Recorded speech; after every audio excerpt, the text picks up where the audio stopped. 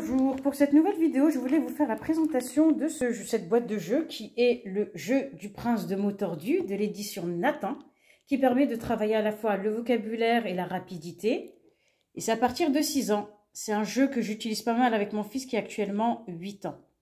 Voilà, déjà ce que j'aime bien avec ce jeu, c'est que pour chaque partie, il faut monter ce petit plateau qui est composé de 4 éléments. Donc on a la petite piste qui est de forme carrée, qui a un trou au milieu de forme carrée également. On a un plateau de réception en fait pour le dé. On a la première partie qui est un peu, on va dire, le corps de la tour. Et on a cette partie au-dessus qui convient de placer dedans. Et je trouve ça topissime dans le sens où un enfant de bas âge peut tout à fait monter cette tour par lui-même. Et je trouve que c'est super pour justement l'aider à se mettre dans le bain du jeu. On a toute une série d'accessoires qui viennent en complément, dont un sablier pour bien entendu tester la rapidité. On a un pion que je vais mettre sur la case départ. Et on a également quelque chose que je trouve super ludique, c'est un dé mais de forme ronde.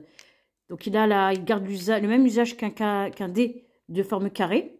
Vous verrez dans quelques instants pourquoi la forme ronde est pertinente. Pour finir, on a également un jeu de cartes. Vous voyez que vous avez différentes catégories associées à une couleur. Et l'idée, c'est vraiment de choisir une couleur pour pouvoir répondre à la question. Je vais faire une petite partie juste pour vous montrer comment ça fonctionne. Donc, bien entendu, avec la bille, je la place dans l'orifice. Vous avez 4 sorties. Ben là, j'ai de la chance, la sortie, elle est juste devant moi. Et on a le chiffre 5. Donc, avec mon pion, je vais avancer le nombre de cases nécessaires. J'atterris sur la case violette. Et vous voyez que le thème inscrit en dessous, c'est petit. Donc, qu'est-ce qui est petit? Donc, ça, c'est déjà un élément à deviner. Et l'idée, c'est de justement reprendre ce jeu de cartes et de la couleur et de trouver, du coup, un mot qui correspond. On va dire, par exemple, rime avec gâteau, la couleur rouge. Qu'est-ce qui rime avec gâteau et qui est petit? Je peux dire oiseau. Gâteau, oiseau. Voilà. Et donc, l'idée, bien entendu, c'est vraiment d'aider nos enfants à développer leur vocabulaire. Moi, ce que je vous conseille également, c'est pour les enfants qui n'ont pas forcément un vocabulaire très développé, c'est soit de réduire le nombre de cartes en fonction de leur apprentissage. S'ils n'ont pas, par exemple, étudié la lettre V, enlevez-la. Il n'y a aucun sens à la laisser dans le jeu.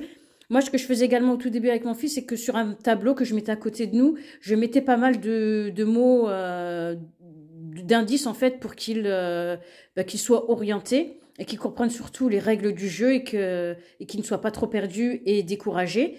N'hésitez pas également tout au long du jeu à donner des indices aux différents joueurs qui auraient peut-être un peu plus de mal, parce que l'idée du jeu, bien entendu, c'est vraiment que ce soit ludique et que vous passiez tous un bon moment. Voilà, j'espère que vous avez apprécié cette présentation et que vous êtes inspirés à l'adopter chez vous. Vous pouvez encore une fois trouver une variante, mais garder, on va dire, l'esprit du jeu à la maison. C'est ce que moi je prône en général. À bientôt!